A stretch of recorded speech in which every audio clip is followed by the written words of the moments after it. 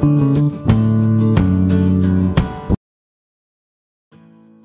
friends, welcome back to KNS Biochemistry. Vanakkam. In this video session, I am going to talk about nanoparticles flow, that is the deposition of these nanoparticles on the surface of the walls, surface deposition, and whether this shape of the nanoparticle is playing a very important role or not. Let us start the session now. So under biomedical applications of nanomaterials, in this session we are going to see about nanoparticles, that is the flow behavior of nanoparticles inside the system, like surface deposition of the nanoparticles.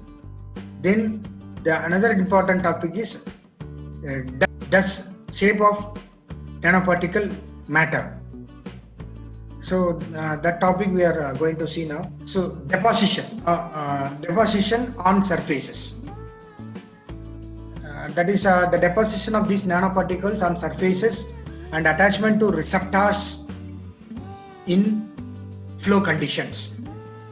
So these nanoparticles, when they are given to a body, when it is traveling inside the blood, that is called in vivo flow. Flowing inside a system, that is called in vivo flow in blood, or it is traveling in lymph, or it is traveling in the tissue fluid at greater or lesser velocities. The speed may differ. Sometimes it will be going higher velocity, or sometimes it will be moving in a lower velocity. So whatever may be the speed, but the other properties are the same. So the deposition of these nanoparticles, which might occur in a static situation. Static situation is if the particle is not flowing freely, then it is called static situation. So at that time, the deposition of the nanoparticles may occur. In a static situation is itself a complex process, and it will depend on the rugosity of the receiving surface. That is the receiving surface where this nanoparticle is flowing, and see that the hardness of that surface is very influencing on the movement of these particles. Suppose if that rugosity is very high on the surface, the particle cannot move further. So the deposition of these particular nanoparticles on that surface takes place. So the particle deposition from flowing suspensions, that has been the subject of research today. So which has considered not only diffusion, that is the diffusion of the nanoparticle, convection of the nanoparticle, or geometrical interception and migration of the nanoparticles under normal gravity. At the same time, it also influences the tangential interactions of the particle with the surface. So here one group of people said that they examined the rate of attachment of these nanoparticles. That is the nanoparticles which are having the size between 5 to 20 millimicron. That is 5 millimicron, 10 millimicron, 15 millimicron, and 20 millimicron. These are different sizes of the nanoparticles. Sizes of the nanoparticle with a reconstituted P selection, glycoprotein, ligand 1. That is a construct of 19 EK, that is fragment crystallizable. So that is a portion of a glycoprotein ligand. The rate of attachment was not affected by particle diameter, that is the diameter of the nanoparticle. Then the shear forces or stress required to set the adherent particles, that is the nanoparticles when they are moving inside the blood. You see that because of shear stress, they may go to the side walls of the blood vessels, they can adhere. So that adherent property of the particles, they are in motion, decreased with increasing particle diameter. That is, particle diameter increases means the size of the particle, nanoparticle, increases. It will become bigger and bigger. So when the diameter increases, you see that the adherent particles, that is adherent property of this particular nanoparticle also increases. Okay. So now you see that the rolling velocity of the these particles, that microsphere particles, increased with increasing diameter. So from the data they have concluded that an extrapolate the critical shear plot, that is in the graph, they are drawing that, and you will get an extrapolate line, and in the graph, so that graph results shows that the critical shear, that is a plot of 1 by SC, is linear. It's a linear result, linear line with a diameter over than 5 to 20 millimicron size. When the size of the nanoparticle increases, you are getting a linear line on the graph. So it suggests that particles below 1 micron in diameter, that is below 1 millimicron diameter, they will not be removed by shear forces. They will not be removed, they will be flowing normally. Once it goes beyond 5 millimicron only, see that deposition takes place. Usually we consider the flow of many particles, many nanoparticles in collective diffusion. The diffusion coefficient of a single particle and the collective diffusion coefficient. So diffusion coefficient and the collective diffusion coefficient, both are coincides at infinite dilution, but at the same time they can differ at higher concentrations. That means when the concentration increases, this diffusion coefficient differs. Then cell adhesion, that is binding of these nanoparticles with the cell, that's called cell adhesion property. The cell adhesion mediated by not one but two receptors. Receptors are there on the surface of the cell membrane. So these receptors will bind with these nanoparticles, then only the cell adhesion of the nanoparticles takes place. So the cell adhesion is done by not only single receptor, but by two receptors. That has been considered by a group of people who have done work on that. So the analysis would also apply to decorate nanoparticles. So in that particular study, they have identified that the two receptors, that is the receptors present on the cell membrane, and they are actually binding with the nanoparticles. So those two receptors was identified by this group of people, and the receptors were selectin and integrin. These two are the receptors present on the cell membrane, selectin and integrin. So these two are the very important two receptors. They actually decide the cell adhesion property of the these nanoparticles. So the state diagram evolved shows that the area of firm adhesion as opposed to rolling adhesion for leukocytes as a function of receptor densities and association rate constants. Here you see that in the diagram, we are going to see the diagram next. In that diagram, it shows that the adhesion property of the leukocytes is based on the receptor densities and the rate constants of that receptor densities. So the fate of nanoparticles, they are flowing in blood, and their adhesion property and their extravasation property, that is penetrating inside the blood vessel, that is called extravasation property. Then permeation into tumors. All these things depends on a complex of factors. What complex of factors?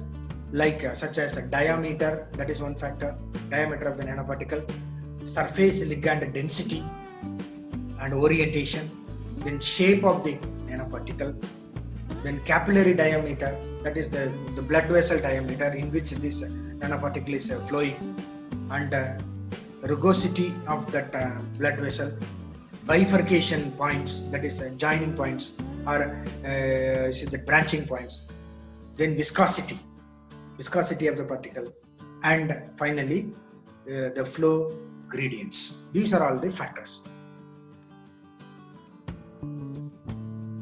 Here you can see here in this graph, distance is taken in nanometer, y-axis, and x-axis adhesion timing is taken.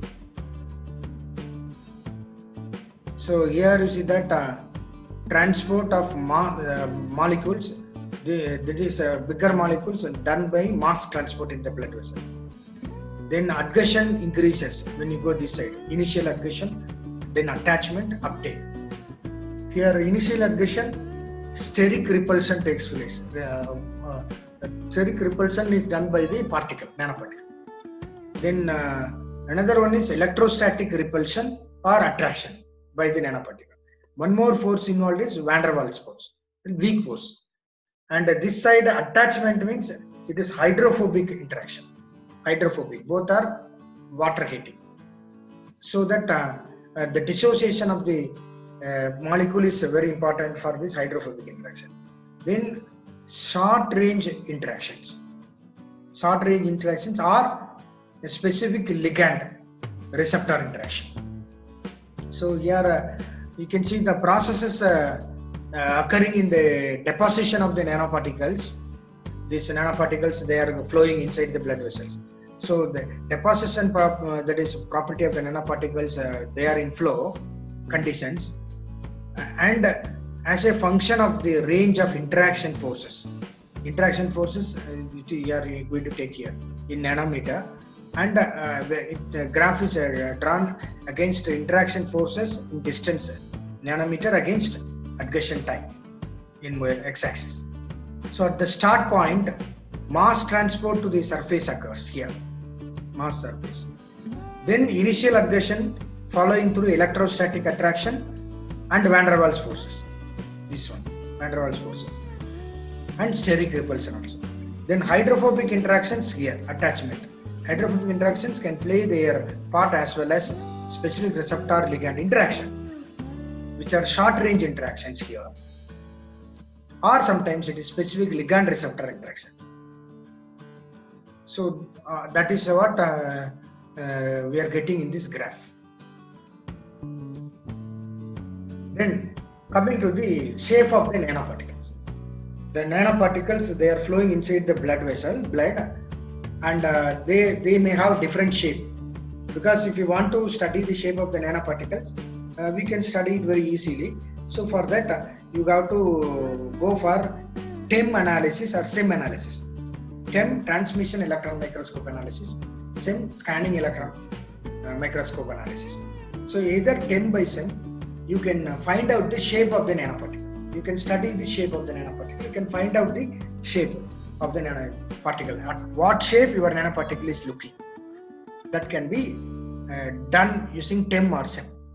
So here, when a particular nanoparticle which is having a particular shape, when it is moving inside or flowing inside the blood vessel, only diameter, that size of the nanoparticle is playing a very important role in the movement, velocity of the particle, or bifurcation, all these properties. But shape is going to play a very important role. Does shape matter? That is what we are going to see. Does shape matter in case of nanoparticles flowing inside the blood vessel? So let us see that one. So nanosystems can be prepared in a variety of shapes. That's already said. Nanoparticles can be synthesized. They may have different shapes. They may have different shapes, crystal shape like that. So they are called nanocrystals. Nanocrystals are often irregular in shape. You won't get proper shape.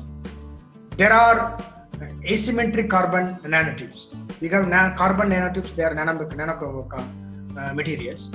They have asymmetric carbon, not the symmetric carbon.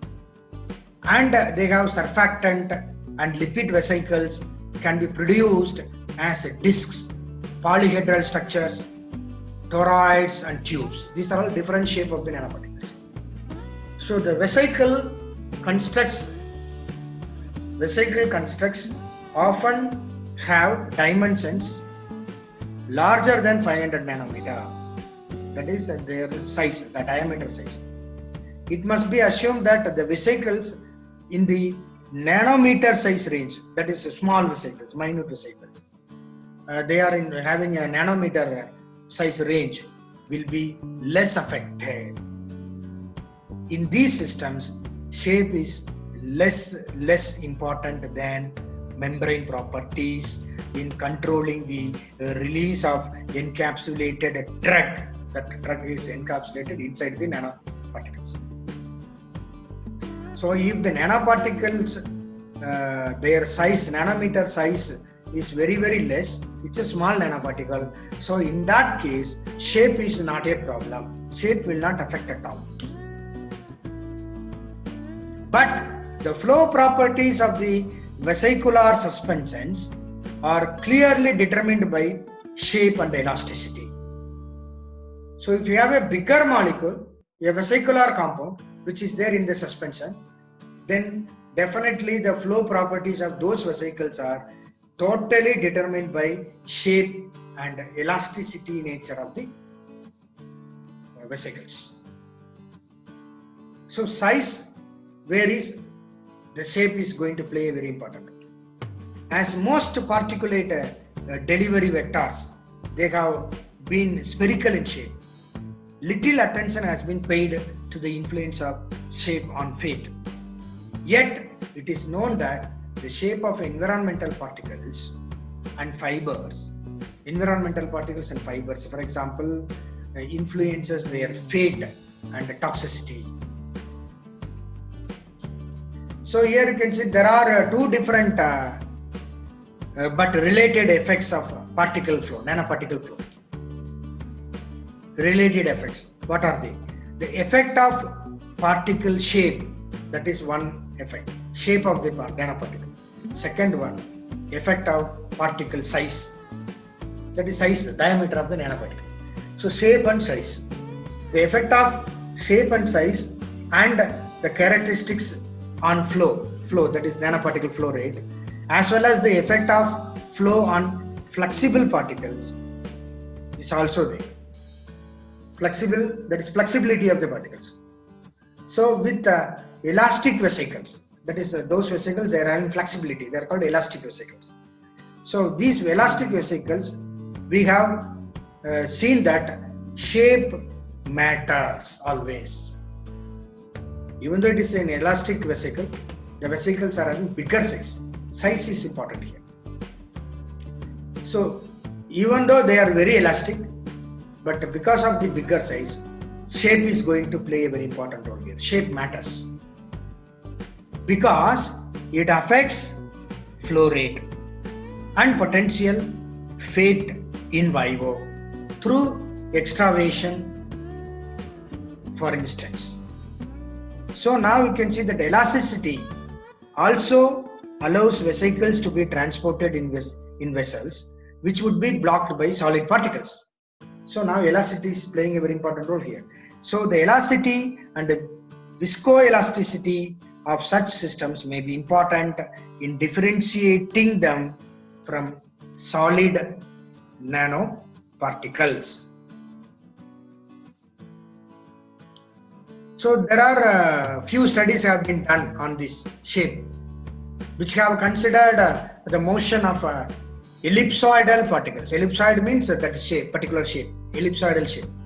So the motion of the movement or flow of these ellipsoidal particles, nanoparticles, near a plane wall, although this is relevant to platelet flow and adhesion to the walls of the blood vessels. So one group of people, that is the people who have done research on this, they have addressed that this particular issue. They have observed the effects of shear stress on platelet adhesion. So platelets, unlike leukocytes, Leukocytes are the white blood cells. Platelets, it's not like leukocytes. These platelets do not roll, but they display a flipping motion in the direction of flow due to their flattened shape. That is why they are called platelets. They have flattened ellipsoidal structure. So because of that flattened ellipsoidal structure, they have got free movement inside the blood vessels. But leukocytes cannot do that. The shape matters here. So the bond force between the ellipse and the surface is dependent on the platelet angle. So platelet angle is playing a very important role. So the flexibility nature of the systems, that's flexible systems, such as some flexible vesicles, they have been widely studied. While being forced under pressure inside the blood capillaries, smaller than the vesicle diameter. So you are just putting them inside a small minute blood capillaries. So now you can see that the elasticity of the membranes can be estimated from the extent of deformation. So these vesicles, the flow of these vesicles, that is vesicle flow, in linearly forced motion is done, that is followed here. So these flexible vesicles, they themselves adjust their shape to equilibrate the applied force inside the blood vessels. So locally, sometimes you see that in some cases, two-dimensional flow of lipids in the vesicle membrane takes place. Two-dimensional flow. That is a very important property of these things. Two-dimensional flow of the nanoparticles. So that two-dimensional flow of these lipids in the vesicle membrane, that is happening in some cases. It's happening regularly in some cases. So now you see that it's clearly influencing the position of the embedded surface ligands. The position of the ligands. There are many nanoparticulates which are produced in non-spherical forms. That is, the shape differs, not a spherical shape, non-spherical forms. Hence, the transport property particles is very, very important because they are having spherical shape. Here you can a non-dimensional bond force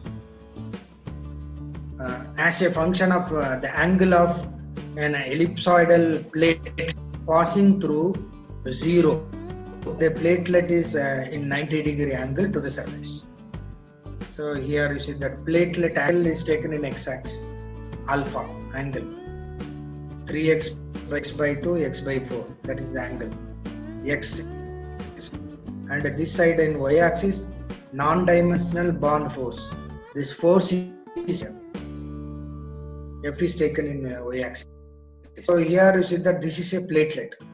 The platelet, flat ellipsoidal shape. So when these platelets moving inside the vessel, they will move like this. See that they will be rotating.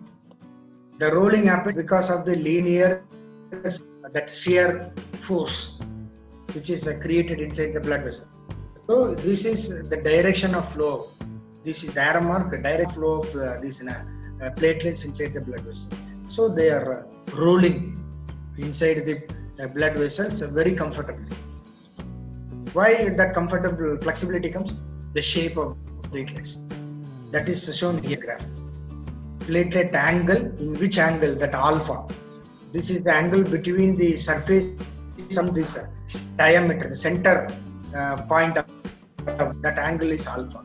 So this angle is ideal for rolling movement platelets inside the blood vessels.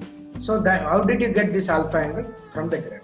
You see that -1, minus 0.5, 0, plus 0.5, plus 1, 1.5. and you see the angle changes, the down diamond force also changes. It starts from -5, then slowly it is negative side and slowly increases, and it reaches a maximum when the angle decreases. Angle 3x/4, this is a x/4. So when this alpha angle decreases, flow rate, the force increases. So that is because of the angle. That angle is created because of the flat shape of the platelet. So shape is playing a very important role. So shape matters in some cases, but in case of nano, when they are size below 1 billion, that is nanometer size, then sometimes shape is.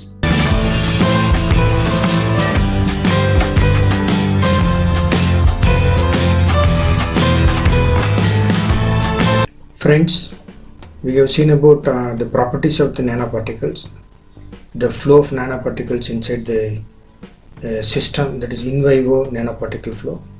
In that we have seen the behavior of the deposition, surface deposition of these nanoparticles. Then we have seen about the role of the outer shape of the nanoparticle. Thus the shape of the nanoparticle is that is matter one. We have seen that sometimes the shape is playing a important role. So with that I am going to conclude this session. I'll be back with another session. Until then, it is bye from KNS Biochemistry. Thank you very much. Namaskar.